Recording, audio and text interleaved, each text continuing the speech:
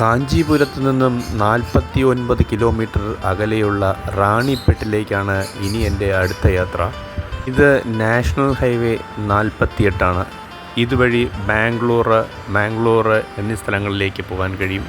വളരെ വിശാലമായ ഈ ഹൈവേകളിൽ കൂടി വാഹനങ്ങൾ വളരെ വേഗത്തിലാണ് പോകുന്നത്. ഇന്ത്യയിലെ 3 പ്രധാന സംസ്ഥാനങ്ങളെ കണക്ട് ചെയ്തു കൊണ്ടുപോകുന്ന എക്സ്പ്രസ് ഹൈവേ, അതായത് നാഷണൽ എക്സ്പ്രസ് ഹൈവേ 7 NH-48മായി കണക്ട് ചെയ്യപ്പെടുന്നു.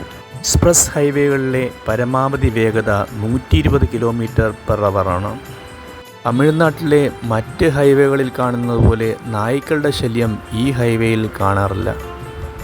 നീണ്ടുകിടക്കുന്ന ഈ ഹൈവേയിൽ കുറേ ദൂരം ഓടിച്ചൊഴിയുമ്പോൾ കൈകാലുകൾക്കൊരു വിശ്രമം കിട്ടുന്നതിനായി ഞാൻ കുറച്ചിറങ്ങി നടന്നതിന് ശേഷം വീണ്ടും യാത്ര തുടരും. കാഞ്ചീപുരത്ത് നിന്ന് 49 കിലോമീറ്റർ സഞ്ചരിച്ച് റാണിപ്പെട്ട് അടുക്കാറായി.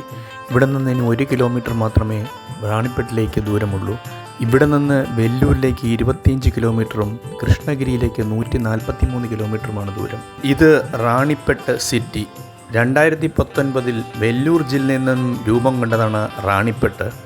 റാണിപ്പെട്ടിനെ ക്വീൻസ് കോളനി എന്ന പേരിലും അറിയപ്പെടുന്നു. ലെതർ ഉൽപ്പന്നങ്ങൾ നിർമ്മിക്കുന്നതിലും എക്സ്പോർട്ട് ചെയ്യുന്നതിലും പേരുകേട്ടതാണ് റാണിപ്പെട്ട്.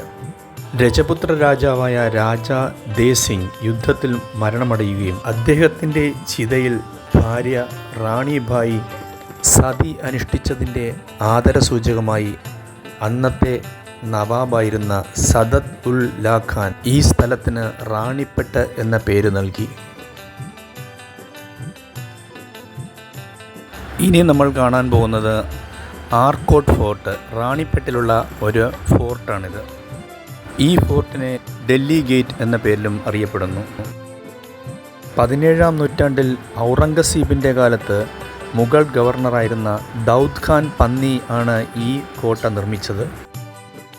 1751 നടന്ന യുദ്ധത്തിൽ ഈസ്റ്റ് ഇന്ത്യ കമ്പനിയുടെ ഗവർണറായിരുന്ന റോബർട്ട് ക്ലൈവ് ഈ കോട്ട പിടിച്ചെടുക്കുകയും ബ്രിട്ടീഷുകാർക്ക് ഇന്ത്യയിൽ ലഭിച്ച പ്രധാന വിജയങ്ങളിൽ ഒന്നായി ഇതിനെ കരുതുകയും ഈ കോട്ടയ്ക്ക് ഡൽഹി ഗേറ്റ് എന്ന പേര് നൽകുകയും ചെയ്തു.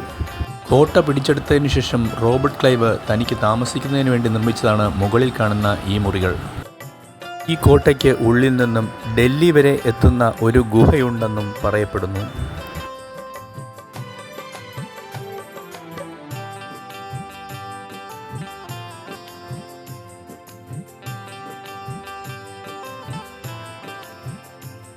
ഇത് റാണിപ്പെട്ടിലുള്ള രാജാ റാണി കോട്ടയിലേക്കുള്ള വഴിയാണ്.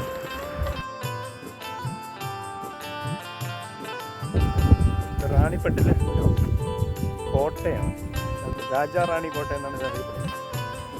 രാജാ ദേശിംഗിൻ്റെയും ഭാര്യ റാണിബായിയുടെയും ഓർമ്മയ്ക്കായി 1771 ആർക്കോട്ട് നവാബ് സദത് ഉൽ ലാ ഖാൻ പണിയെഴുപ്പിച്ചതാണ് രാജാ റാണി കോട്ട. ഈ കോട്ടമതിലിനുള്ളിൽ ഒരു സ്വിമ്മിംഗ് പൂളും നമുക്ക് കാണാൻ കഴിയും.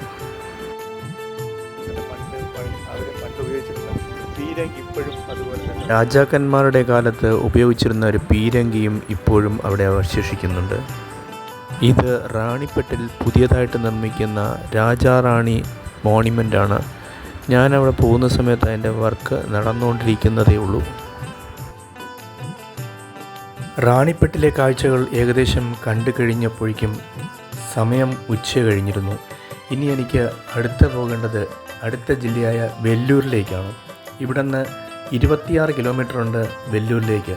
ഇതാണ് വെല്ലൂരിലേക്കുള്ള റാണിപ്പെട്ടിൽ നിന്നുള്ള ഹൈവേ. റാണിപ്പെട്ടിൽ നിന്നും വെല്ലൂരിലേക്ക് പോകുന്ന ഭാഗത്ത് മുഴുവൻ ഇൻഡസ്ട്രിയൽ ഏരിയയാണ്. പലതരം ഫാക്ടറികൾ ഇതിൻ്റെ ഇരുവശത്തും കാണാൻ കഴിയും. ഇതാണ് വെല്ലൂർ സിറ്റി. റാണിപ്പെട്ടിൽ നിന്നും വെല്ലൂരിലേക്കുള്ള 25 കിലോമീറ്റർ ദൂരം താണ്ടാൻ വെറും 30 മിനിറ്റിനകത്ത് മാത്രമേ ആവശ്യമുണ്ടായിരുന്നുള്ളൂ. വെല്ലൂരിൽ പ്രധാനമായും കാണാനുള്ളത് വെല്ലൂർ ഫോർട്ടും ജലഗന്ധേശ്വർ ടെമ്പിളുമാണ്. പാലാർ നദിയുടെ തീരത്തുള്ള വെല്ലൂരിനെ ഫോർട്ട് സിറ്റി എന്ന പേരിലും അറിയപ്പെടുന്നു. വെല്ലൂർ ഫോർട്ടാണ്. Vellore fort archaeology survey of India ഓഫീസാണ്. വിജയനഗര രാജാക്കന്മാരുടെ കാലത്ത് പണികഴിപ്പിച്ച വെല്ലൂർ ഫോർട്ടിൻ്റെ ചുറ്റും കോട്ടയുടെ സംരക്ഷണത്തിനായി മുതലകളെ വളർത്തുന്നതിനുള്ള സജ്ജീകരണങ്ങളുണ്ടായിരുന്നു. ഈ കോട്ടയ്ക്കുള്ളിൽ നിന്നുമാണ് ജലകന്ധേശ്വർ ക്ഷേത്രത്തിലേക്കുള്ള വഴി. ഇതാണ് ജലകന്ധേശ്വർ ക്ഷേത്രം. 1550 വിജയനഗര രാജാക്കന്മാരുടെ കാലത്ത് പണിയെഴുപ്പിച്ച ഈ ശിവക്ഷേത്രത്തിൽ ശിവഭഗവാൻ വെള്ളത്തിൽ ഇരിക്കുന്നതായാണ് കാണിക്കുന്നത്. അതിനാലാണ് ഈ ക്ഷേത്രത്തിന് ജലകന്ധേശ്വർ ക്ഷേത്രം എന്ന് പേര് വീണത്.